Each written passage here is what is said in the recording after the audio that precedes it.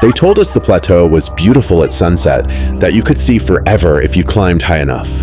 But no one ever said what happens when something down below starts watching you climb. What if I told you that somewhere out in Wyoming, there's a spot tourists can't find on any map, a place where 4 friends saw something they were never meant to see?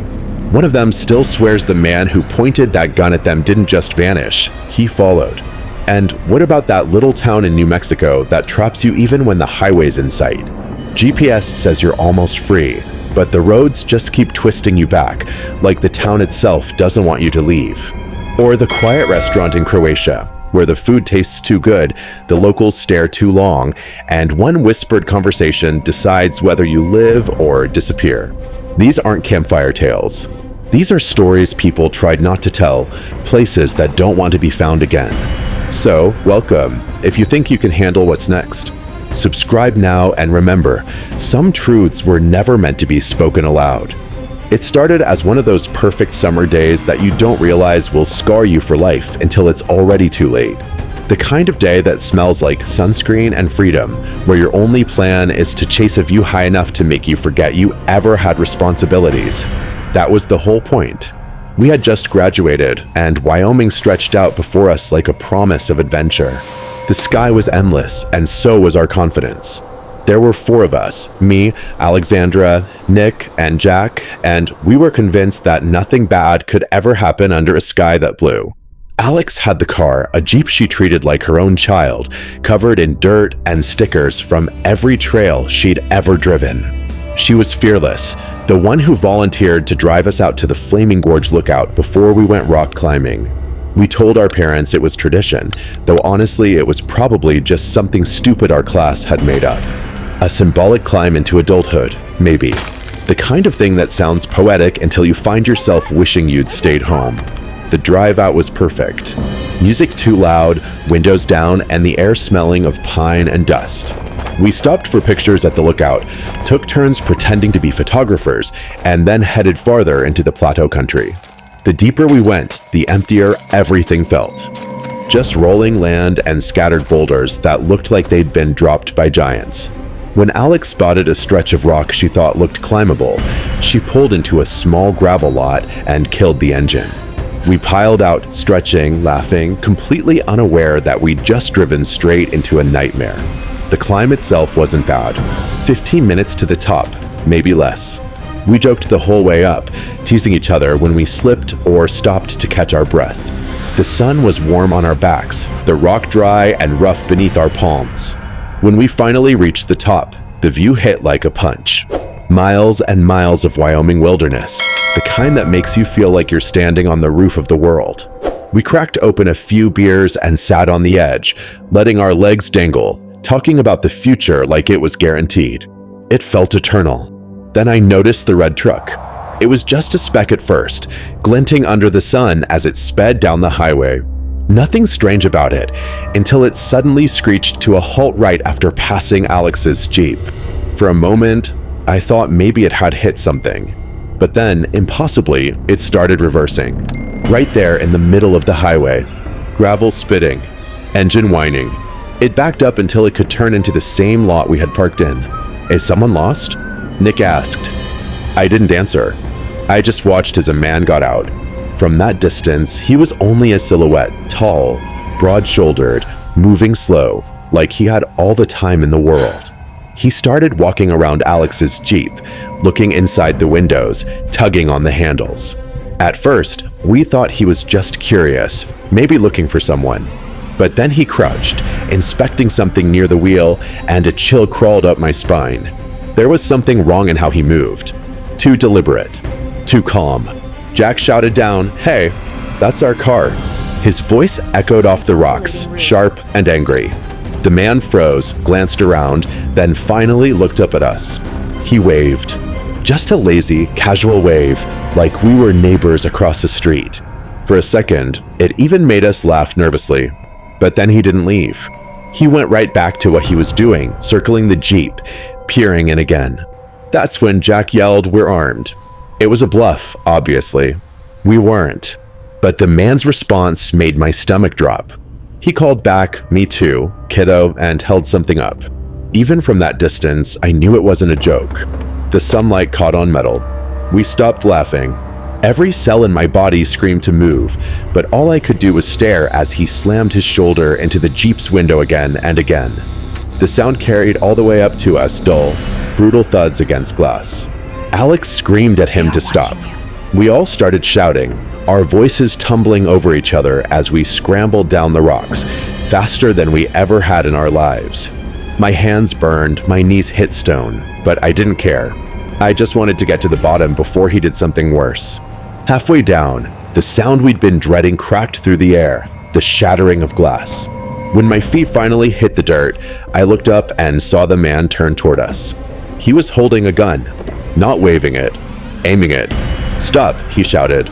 We did. Instinct. Survival. We raised our hands. I could hear Alex breathing hard beside me, whispering please under her breath. He told us to drop our phones and wallets.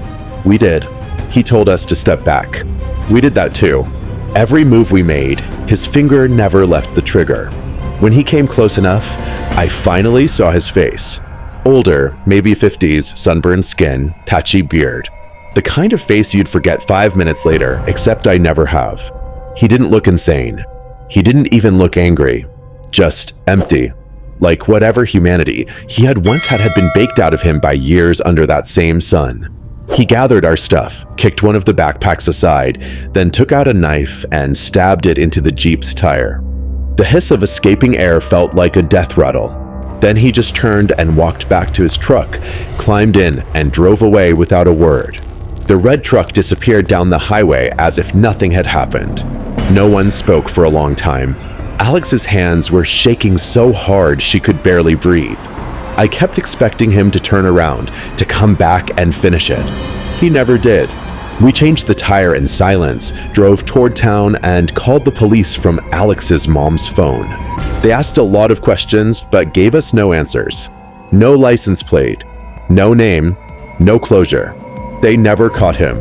Sometimes, late at night, I still hear the sound of that glass breaking, and I see the red of his truck vanishing into the distance.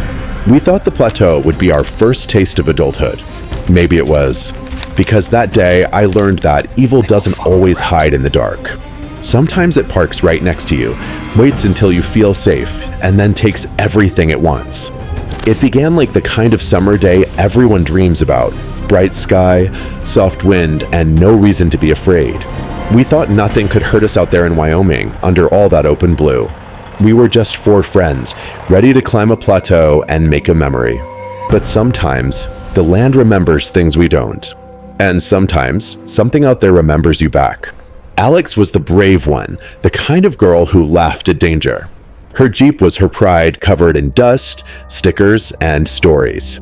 We drove far, way past where cell signals die and the air starts to feel too quiet. When we stopped at the lookout, everything looked perfect.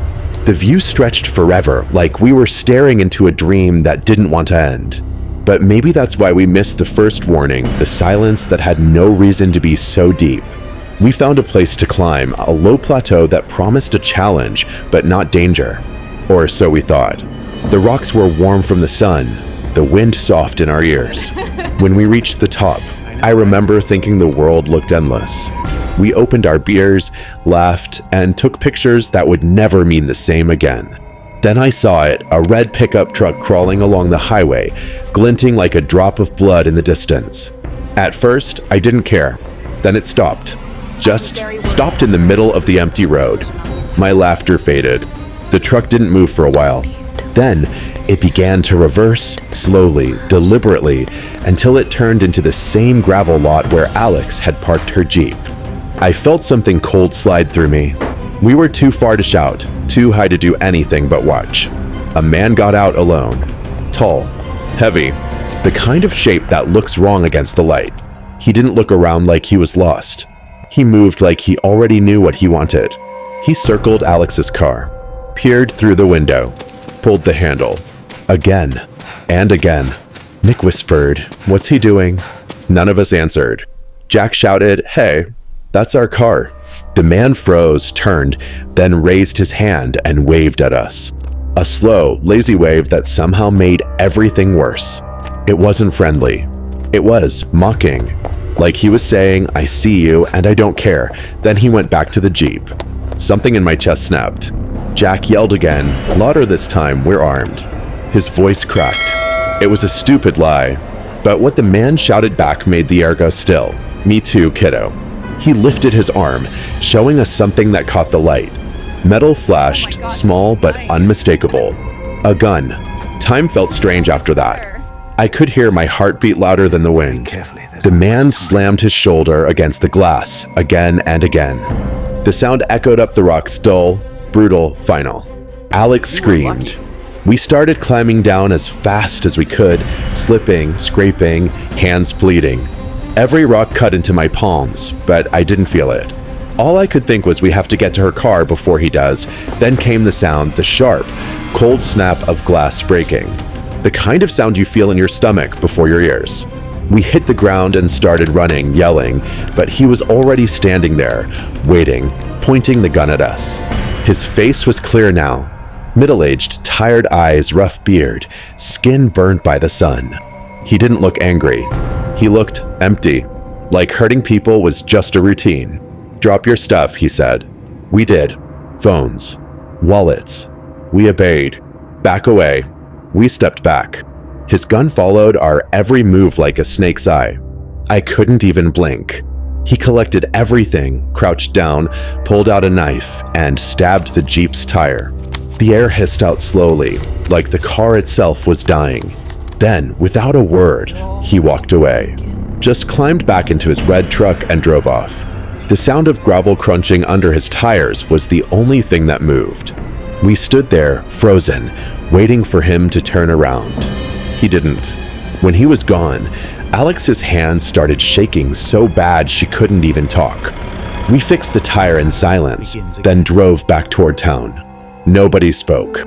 The police took our report, but we knew it didn't matter. No plate number, no name, no trace. Just a memory no one wants to believe is real. That night, when I tried to sleep, I could still hear the sound of the glass breaking. Sometimes I dream about it, the plateau, the sunlight, the red truck waiting below. I wake up before the shattering every single time, because I already know what happens next. And the worst part? He never looked scared. Not once. He looked like he'd done it before. It was supposed to be just a drive. A road trip across the country, a memory between siblings before life pulled us in different directions. I was 19, my brother Luke 23, and we thought we were invincible. The highway stretched through the desert like a silver thread under the sun, and we laughed about how small everything looked from inside that U-Haul. We didn't know that somewhere in New Mexico, the road would stop making sense. Our parents had warned us. Don't stop in the small towns, our dad said. Keep to the big stations, stay on the main route. It sounded dramatic back then, but as the fuel gauge began to dip faster than Luke expected, I realized just how empty the desert could be. Miles of nothing, no cars, no shade, just silence pressing in from all sides. The GPS said the next gas station was 40 miles away, and the tank was already below a quarter. We had no choice but to stop in the nearest town. From the moment we drove in, I hated it. It wasn't even a real town, more like a collection of buildings that had given up years ago. The streets were empty, the air too still. Even the sunlight felt wrong, pale and hazy. A few people stood outside a convenience store, watching as we pulled up to the pumps. Their stares weren't curious.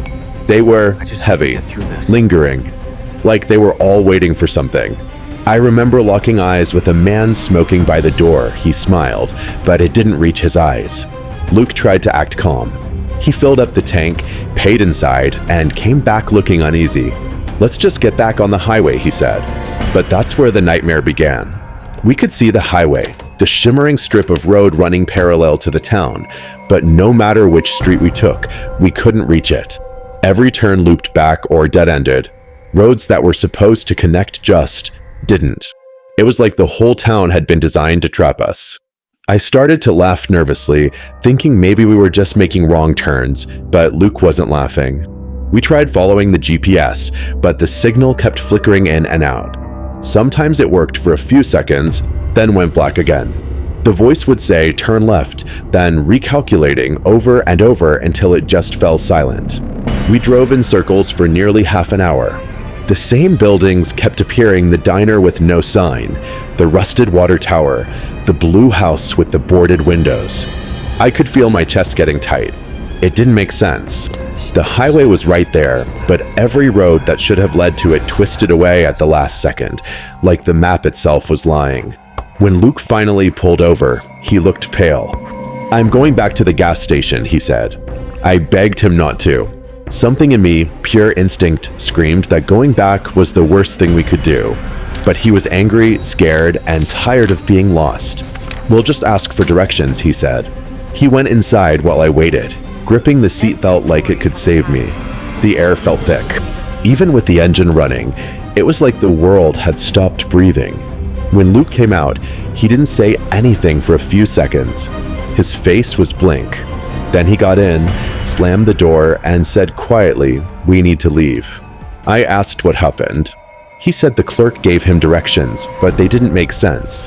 17 miles in the opposite direction from the highway, through some desert roads that didn't even show up on the GPS. The man had insisted it was the only way back to the interstate, almost begging Luke to believe him. "Something's wrong with that guy," Luke muttered. He kept asking where we were from, how long we'd been driving, if anyone knew our route. We sat in silence. I could feel it again, that invisible pressure, like we were being watched. Then, from the corner of my eye, I saw it.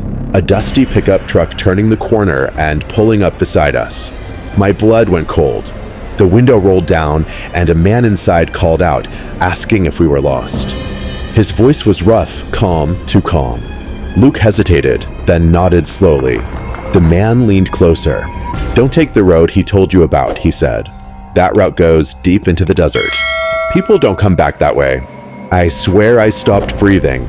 He told us to drive down the road behind the gas station instead, to follow it for a few miles until it curved toward a hidden ramp that would reconnect to the highway.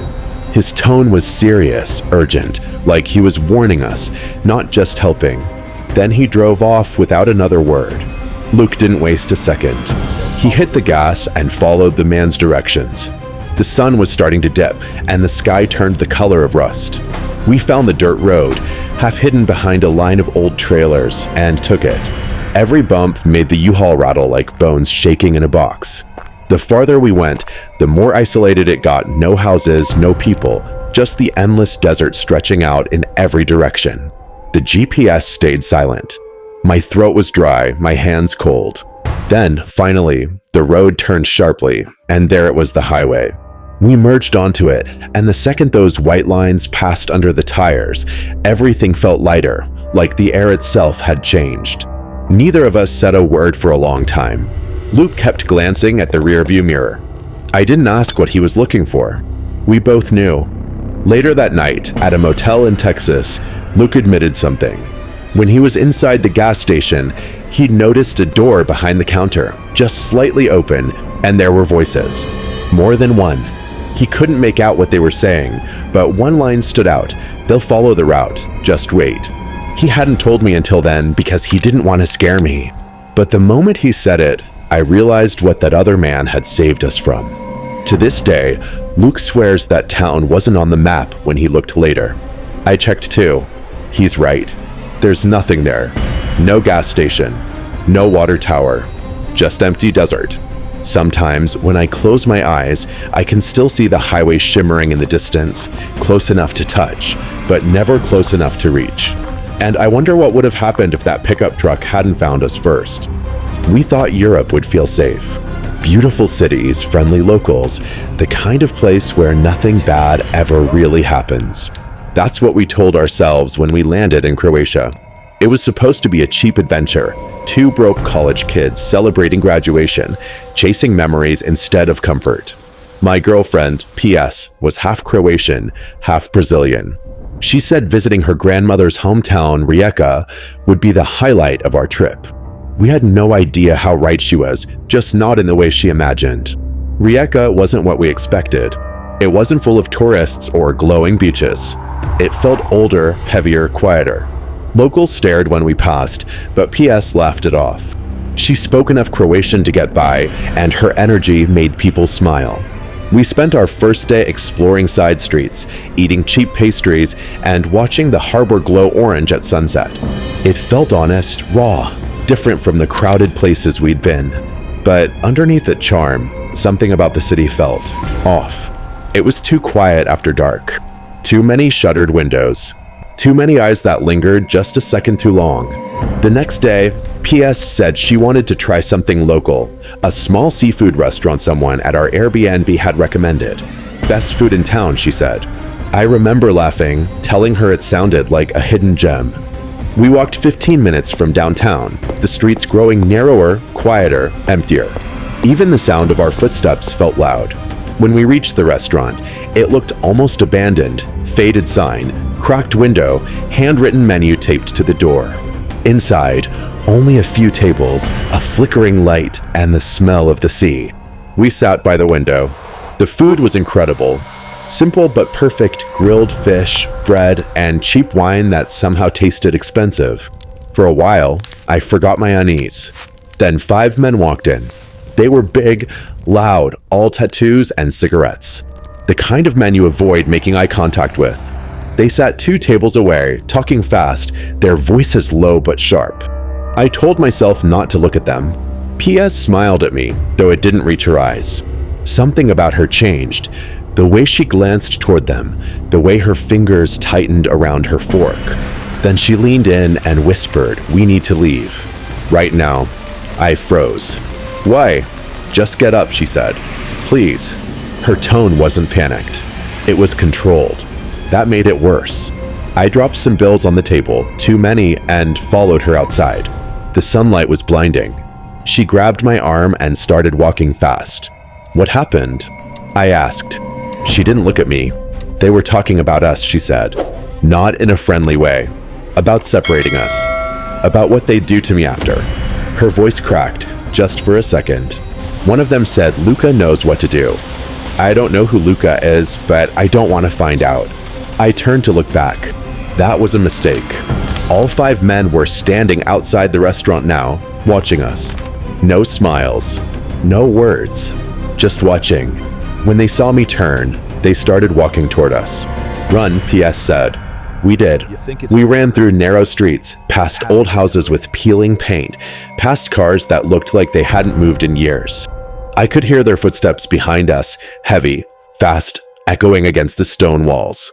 Every turn looked the same. Every shadow looked alive. I didn't dare look back again. My chest was burning, my legs screaming, but PS didn't slow down. She knew where to go. Somehow, she always did. After what felt like forever, the streets opened up. I heard cars, people, voices. We stumbled into a busier part of the city where the sound of life suddenly returned. When I finally looked back, the men had stopped. They were standing 2 blocks away, still watching. They didn't need to chase us anymore. They knew we were scared enough to never come back. And they were right. We ducked into a cafe in the main square, shaking, trying to look normal. My hands were trembling so hard I could barely hold the glass of water the waiter gave me. PS sat across from me, pale, eyes fixed on the window. That's when an older man at the next table leaned over. He'd been listening. "You shouldn't have gone there," he said in English. "That place, not safe. Locals know. Tourists don't." We told him what happened. He sighed. "Those men, they're not random. That restaurant is for them. Criminals. The kind you don't look at twice. Police don't go near it. You were lucky she speaks Croatian. Lucky she heard them before they moved." He finished his coffee, stood up, and added quietly, "Next time, stay where there are lights." PS didn't speak for a long time after that. Made it out, right? When we got back to our Airbnb, she locked the door twice and pulled the curtains shut. I remember sitting on the bed, hearing the city outside, cars, laughter, footsteps, but it all sounded far away, like another world. We didn't leave the apartment again until it was time to fly home. Even then, she kept glancing over her shoulder in the airport. When our plane took off, she finally exhaled. We never talked much about that day. Maybe because we didn't want to give it power by remembering it out loud. But I still think about the sound of those footsteps, the way the men stopped chasing as soon as we reached the crowd. They didn't run because they didn't need to. They had already done what they wanted. They made sure we'd never come back. Sometimes, I wonder what would have happened if PS hadn't understood what they were saying. If she hadn't told me to run when she did. Maybe they would have caught us before anyone noticed. Maybe I wouldn't be here telling you this. And maybe, just maybe, that's exactly why that old man said we were lucky. Every story has a pattern, even the ones we don't want to see. 3 people, 3 summers, 3 places that should have been safe. But what connects them isn't the location or the time, it's the way fear crept in slowly, pretending to be nothing at all. The plateau, the desert town, the quiet restaurant, they all started the same way. With laughter, with sunlight, with the kind of calm that makes you forget how fragile safety really is. It's strange how danger never announces itself. It waits, quiet, patient, hidden behind small details. A man who waves instead of leaving. A road that curves the wrong way. A voice in another language, just soft enough for you to miss the threat inside it. When you look back, the signs were always there. You just didn't recognize them because you were happy. And happiness blinds more than fear ever could. In Wyoming, the evil wore a human face, a stranger with a gun and a silence colder than the wind. He didn't chase them through the night or whisper from the shadows. He just existed calmly, like violence was as natural as breathing. In New Mexico, it wasn't a man. It was a place. A town that twisted logic, that kept them circling like flies trapped under glass. Maybe it was people waiting behind that gas station door. Maybe it was something older, the desert itself deciding who leaves and who stays. And in Croatia, it was words, casual, cruel, spoken in a language meant to exclude. It was the moment when a familiar smile turns into something you can't quite name until it's too late. What ties them together is the moment, the precise second when normal becomes nightmare. It's not loud or obvious. It's quiet. The laugh that stops halfway. The road that feels too long. The stranger's eyes that linger a second too long. That's the moment when the world shifts, when everything still looks normal but isn't. When you realize that you've crossed an invisible line and there's no way back. Maybe that's what makes these stories feel real. Because they are. They happen to people who could be any of us, young, tired, optimistic, believing that bad things only happen to other people. But evil doesn't care about timing or logic. It doesn't even need hate. Sometimes, it just happens because it can. A bored man on a highway. A group of strangers in a dying town. 5 men in a forgotten restaurant. Each of them saw someone vulnerable and decided to reach out, not with kindness, but with control. And still, there's something deeper that connects them. Each story isn't just about fear, it's about being seen. That horrible, primal awareness that someone has fixed their gaze on you and won't look away. When you realize you're no longer anonymous in the world, that someone's attention has locked onto you like a spotlight you can't escape. That's when people stop feeling like people and start feeling like prey. It's easy to dismiss it afterward, to tell yourself it was a coincidence, a misunderstanding, an unlucky day. But deep down, you remember the sound of footsteps that matched your own, the face in the window that didn't move, the way silence can feel heavy enough to choke you. You remember because your body does, long after your mind tries to forget. Maybe these stories aren't about survival at all. Maybe they're warnings, echoes of something we try too hard to ignore. That evil doesn't need monsters or ghosts to exist. It just needs opportunity. And when it finds it, it doesn't roar. It whispers. It stands still. It watches. That's the pattern. Not the violence, but the stillness before it. The ordinary moments that rot from the inside without anyone noticing. The empty highway, the smiling stranger, the quiet restaurant. They're all part of the same story, the same truth we never want to say out loud. The world doesn't have to change for horror to find you. It's already here, waiting for you to stop paying attention. So, what should you do with that knowledge? Maybe nothing. Maybe the stories exist only to remind us that safety is an illusion. Or maybe they're here to wake something up, the part of you that listens when your gut says don't go there. The part that notices when a voice sounds too calm. The part that knows when silence isn't just silence. You can call them coincidences if it helps you sleep, but deep down, you know better. The plateau, the desert town, the restaurant. 3 places on a map that shouldn't mean anything. But once you've heard their stories, they stay with you. And somewhere, right now, someone else is stepping into a story just like them, smiling, laughing, thinking they're safe. Until the pattern begins again.